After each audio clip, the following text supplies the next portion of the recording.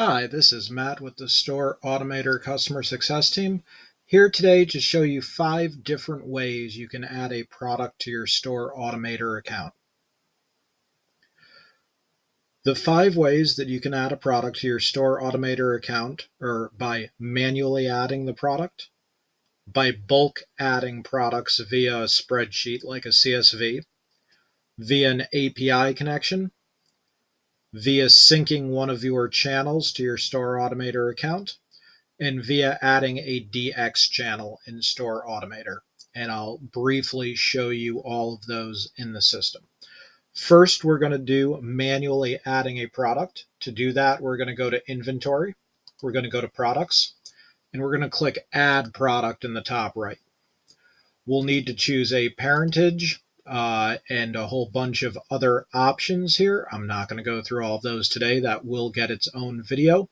And when you're done, you would click Create.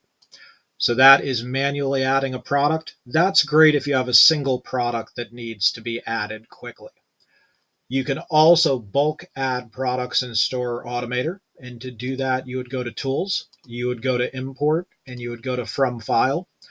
When you go to From File, you can grab the inventory product data import file, and that also has its own help page. And when you go to that help page, you'll see the different fields we have for bulk import, the required fields that you have to have in your bulk import file, and you do need these as the header on your CSV of each column, and other descriptions of things you can do while bulk importing.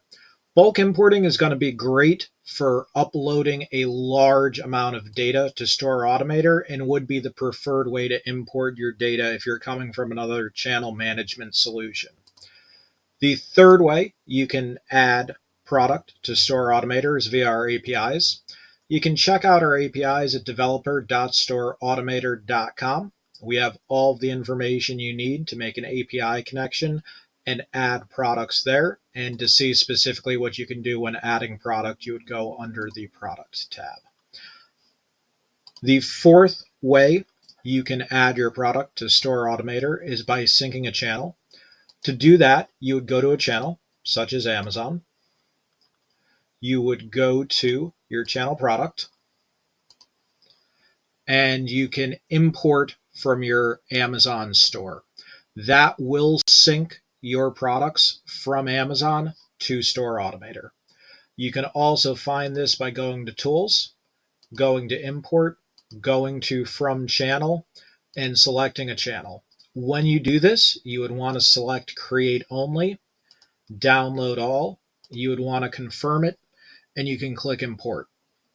The disadvantage to doing this is you will inherit Amazon's data structures, which might not be compatible with other channels, and you'll make the job of syncing to other channels in the future harder. We do recommend that you create your own data structure and then map to your various channels from that. So this is not the preferred way to get your data in, but it is an option.